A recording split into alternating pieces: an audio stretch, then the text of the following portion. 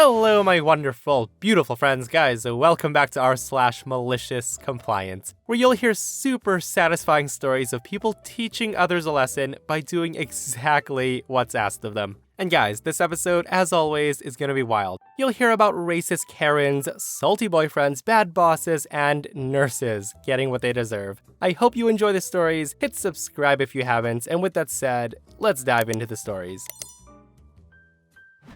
Okay, so my boyfriend and I broke up a few months ago, but there's been complications with the apartment because we're both on the lease and blah blah blah. I found a new place to live and moved out last weekend. I got the important stuff out, but there was still a few small boxes left and I didn't go through the kitchen because I didn't know what my new roommate had. My ex did help me move, and everything was going well and we were being really cordial. Well, last night, my ex asked me to come over to pick up a few small boxes that were in the closet, and also to say hi to his dog who was sad that I was gone. So I go over there and we're just hanging out. I play with his dog and everything's good.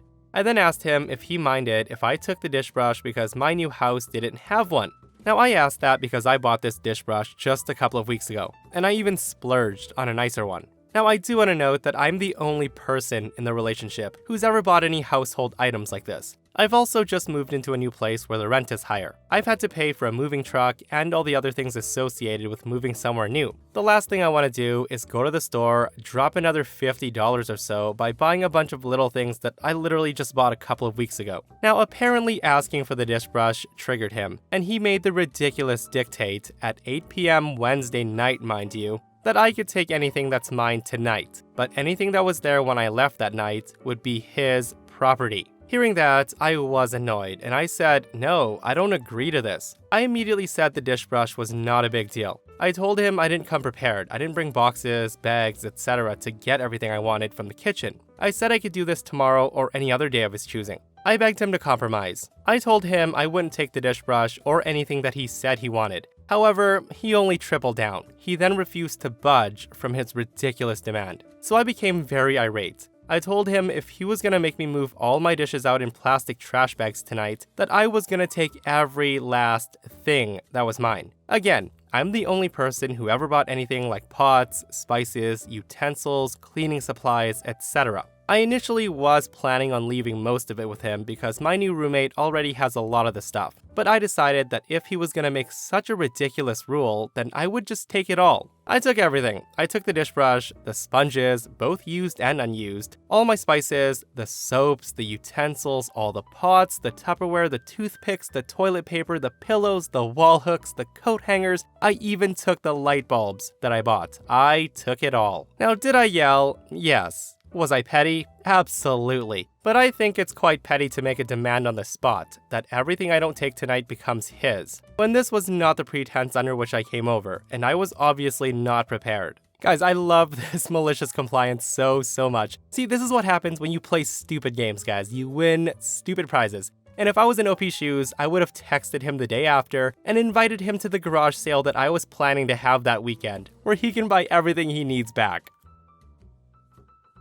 Okay, so I used to work at a gas station in a pretty culturally diverse area, but overall, it was basically the border between a very rural area and a suburban area in Florida. The suburban area was more culturally diverse, with the different businesses around and access to the highway. The rural area is what you would call redneck country, and anyone who lived there would tell you the same. Now, I'm Filipina, and those features kind of show. I have high cheekbones, dark hair, dark eyes, and somewhat tan skin. I'm more light-skinned because my mom's white, so it does throw some people off. But I'm almost never identified as Filipina because I speak Spanish. In that particular area, we do have a lot of Spanish customers, so some would overhear me speak to them in Spanish and either look surprised that I know how to speak it, or more commonly mistake me for being Hispanic. So one morning, at around 4:30 a.m., a Hispanic regular comes in and gets his usual coffee, water bottle, and a pastry of some kind that we sold. We usually talk while he made his coffee because we just opened up and it was dead around that time.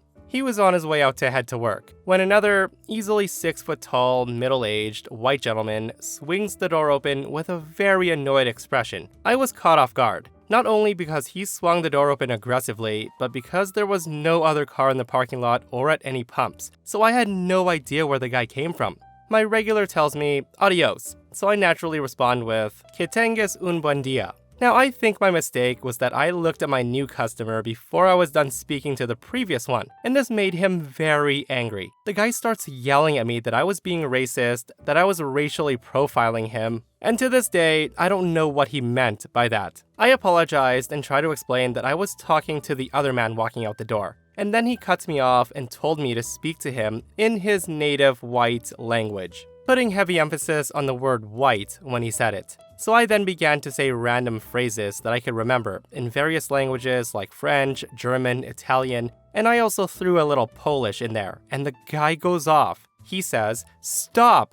I can't understand what you're saying, you border rat bitch." Now honestly, that was a new one for me, but I stopped as requested. I then looked at him with the biggest smile on my face and told him, "I'm sorry, sir. I didn't know which white language you wanted me to use, so I was trying all of them to see which one it was." The guy starts calling me racist again, claiming he was gonna call corporate on me for racially discriminating against him and not giving him service. I then told him that I don't know what he wanted me to do because he was too busy racially profiling me and spitting racial slurs at me for asking him. Now at this, he smiles smugly and says that nobody's gonna believe my illegal ass that he said any of that anyway. I then politely pointed to the cameras around the store and told him I had 8 different angles of him saying all that to me, and his smile vanished. He then tells me to F right off and go to hell, and then he stormed out. Honestly, to this day, I have no idea where he came from or what he needed from the store, but that experience hasn't and probably won't ever leave me. So sir, wherever you are now, I hope you're a little bit more cultured and at the very least understand that not all white people speak English.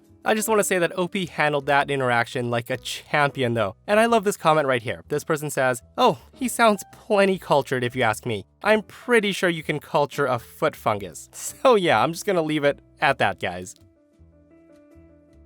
So back in high school, around 2010, I used to work the closing shift at Dunkin' Donuts on Sunday nights. Per company policy, I could box up 2 dozen donuts to bring home with me before throwing the rest out. 1 dozen went with my dad to work in the morning, and 1 dozen came with me to school, specifically my Spanish class, which was pretty small and a pretty tight-knit group. Now, this practice of bringing donuts every Monday sparked an idea in one of my classmates' heads. I'll call her Anne in this story. She suggested that since it's so nice to have donuts once a week, that we should do a weekly snack day, where everybody can bring something in. They decided that this would be on Thursday, and I said that I would just continue bringing donuts every week on Monday as my contribution. Everybody was okay with this, except for Anne. She said, no, snack day is Thursday. If you're not gonna bring a snack on Thursday, then you aren't welcome to participate. Now at that, I was pretty pissed, but what can you do? It's only 1 snack 1 time. And then I got to thinking about it.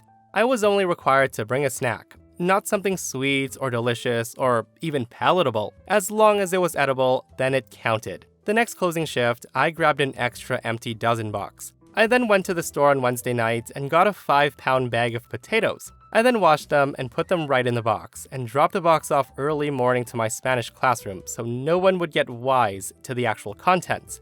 Apparently, the earlier classes had seen the box sitting on the shelf and told our class that we had donuts, and everybody was excited. I then brought them up, put them on top of the Elmo projector, trying my best not to betray the extra heft.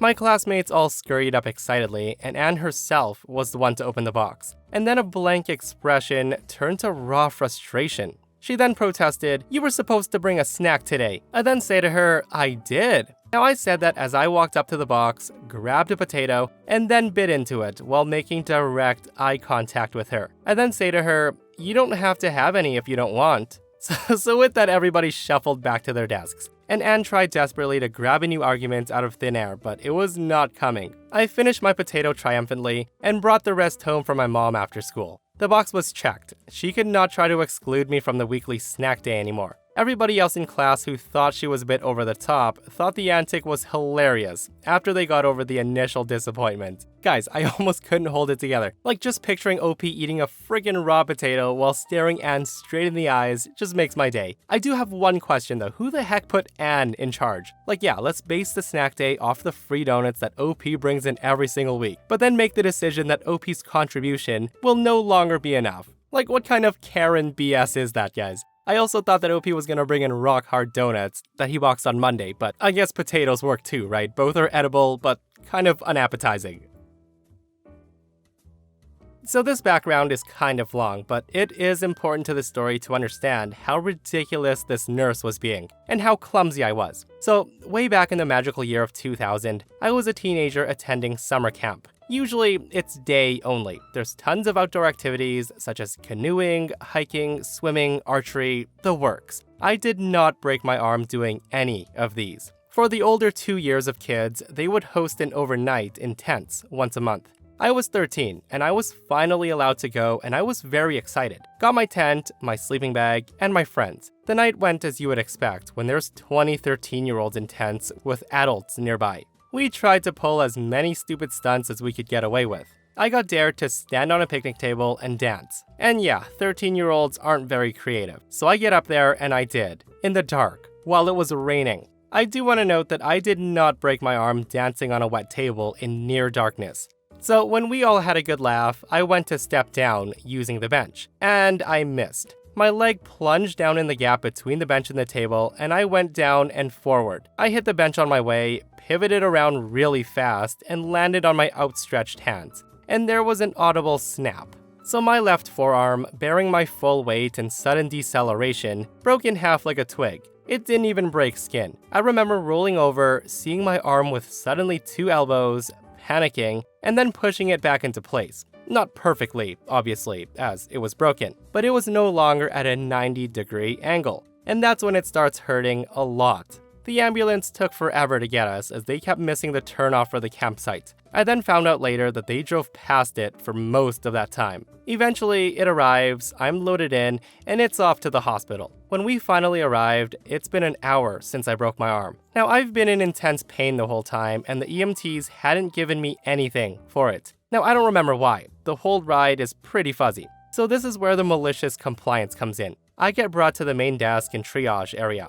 Now, this hag of a woman with permanent resting bitch face starts asking me questions, while EMTs are standing by with me after telling her what they knew. Now, it was a bit fuzzy, but the gist is, the nurse asked, "So what happened?" I tell her I fell and I broke my arm. It really hurts. The EMT said you could give me something while I wait. The nurse then rolls her eyes and makes a tut-tut noise, and she says, "We have to get your arm x-rayed first to make sure it's really broken. We can't give you anything until we're sure, so go have a seat." I then say to her, "I'm sure it broke in half. I put it back in place." At this, the nurse smirks and says, "Really? You broke it in half. Prove it. I get kids like you all the time looking for drugs." So hearing this, I'm beyond pissed. I've been in agony for over an hour, and this woman's treating me like absolute garbage. Now, even if it was a sprain, shouldn't that warrant some kind of pain management? I'm holding my arm, and I think for a second, and then decide, you know what? F it. As the EMTs are about to interject, I raise my left arm, grab the far end of my forearm with my right hand, and I push, and my arm bends very, very far. The nurse's face drains of all color, and she looks like she's gonna be sick. She immediately gets on the phone, and I'm now in 10 times the amount of pain, but I'm grinning as much as I can. It took them less than 5 minutes to put me in a room, pump me full of morphine, set my arm in a temporary wrap, and then x-ray me and schedule the surgery. I had a plate and 5 screws put in, along with a full cast that I kept on for about 6 weeks. They then took the pin and plates out 6 months later. It was very painful and annoying, but other than a gnarly scar, my arm is totally fine. Thinking back on it 20 years later, it's still worth it. Okay, first of all, I want to say that OP is frickin' badass for being in that much pain already and then bending his arm to prove to the nurse that it's really broken. And secondly, I don't think a medical professional should have been saying that to OP, let alone any patient. Like, is it ridiculous what she said to OP, or is that just me? I really, really hope she learned her lesson. If not, she'll probably tell the next person, "You know what, one time I had a boy who came in and he was so addicted to drugs and needed his fix that he broke his arm in half." Oh, and for all interested, OP does share pictures of his crazy scar and his plate screws. So this was about 20 years ago. I was working as an hourly manager at a popular American fast food place. Franchise, not corporate. I had been there several years and accrued some vacation time. I requested a week off months in advance to go on a hunting trip a few states away with my dad, who taught me to shoot and hunt. The vacation time was approved by the GM of the store, and I booked a trip that's non-refundable. So a week before I was due to go on vacation, the head office decided to replace my GM with one from a different store they owned. The new general manager decided that he had to assert his dominance by rejecting my vacation time and stated that he didn't have enough managers available to cover the shifts. I then argued that the trip was already booked, but he wasn't hearing any of it. Now, I did like my job, and I didn't want to leave, but there was no way I was going to miss this trip. I tried everything to get him to approve the time off, but he scheduled me to work that week anyway. He told me if I didn't work, I would be fired, and I told him I was going. Now, I liked my coworkers, and I didn't want to screw anybody over by having shifts that needed covered, so I got them all covered a few days before I left. The general manager wouldn't approve them working for me and said I still had to work. I was working the day before the trip, the Friday, and he knew I was leaving the next day no matter what. So part of my job was to schedule the crew's shifts. It typically needed to be done by Sunday for the following week, but on this day, he said I had to have it done that day. So cue the malicious compliance. Now, one additional thing to note is that this was 15 years after the most popular girl's name was Ashley, and the most popular boy's name was Michael. This means we had 8 Ashleys and 6 Michaels working there. So that Saturday, from 11 a.m. to 2 p.m. on lunch rush, on the GM shift, every single one of them was scheduled at the same time. Now, I can only imagine the chaos when he wanted one of them to do something. When I picked up my last check, another shift manager confirmed that it was as glorious as I had imagined. So the house I grew up in was built on the side of a hill. There was great views, but the geography posed some challenges for city utilities, sewage in particular. Now their solution was to put all the houses on the hill in what was called a shared line. Essentially, one big pipe ran through all the backyards, just below the house's basements. Effluent would flow out from the houses into the shared pipe and then down the hill to the city sewer line, by the bottommost house. When we moved in, we were at the highest point that it was possible to build on, and still be a part of that shared sewer line. But a few years later, someone bought a lot just over the crest of the hill and linked up with ours, without being part of the planned community that had an HOA that took care of the sewer line. And in fact, they did so without the HOA's approval. And so, for the next 2 decades, my family would be the subject of near constant harassment over the state of the sewer. Their end of the line was lower than ours by just enough that it would stop flowing and clog, often backing up into their basement, bathroom, and shower. Now they'd accuse us of diverting our effluent to their line, because I guess we were some kind of plumbing wizards.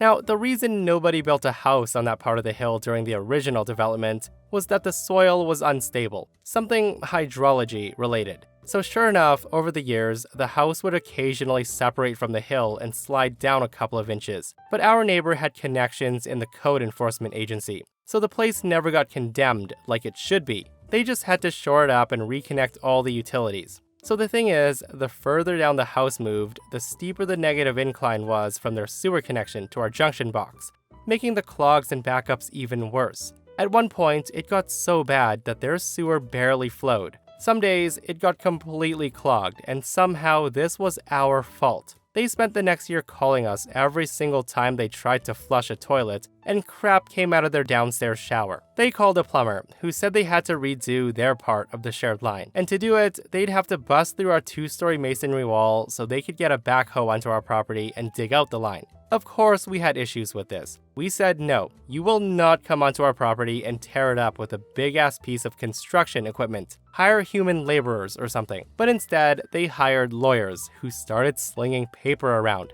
According to them, we were in violation of state law that specifically gave an implied easement, which grants a homeowner access through another properties to maintain their own. So we hired lawyers of our own, who said that we basically had one choice. We could win the case, but pay a ton of money, or we could just let it happen. Either way, we're screwed. But they pointed out one important fact, that the 20-year-old masonry wall wasn't in the greatest of shape anyways, so... A few months later, we present them with a bill for $75,000 for the rebuilding of the wall. Also, the installation of a new set of stairs, replacement of the entire wrought iron fence that had separated the 2 properties, resodding, replacement of the ornament plants and shrubs, and some minor repairs to our sewer, which they had borked up while relaying their pipes. Now, I'm not a general contractor, but my guess is they could have hired a pick and shovel laborer to dig out that pipe and replace it with a new one, for a fraction of that price. But no, they had to have a giant Caterpillar tread machine do it. They balked, but then we handed them a Xerox copy of the letter that their lawyers had sent us,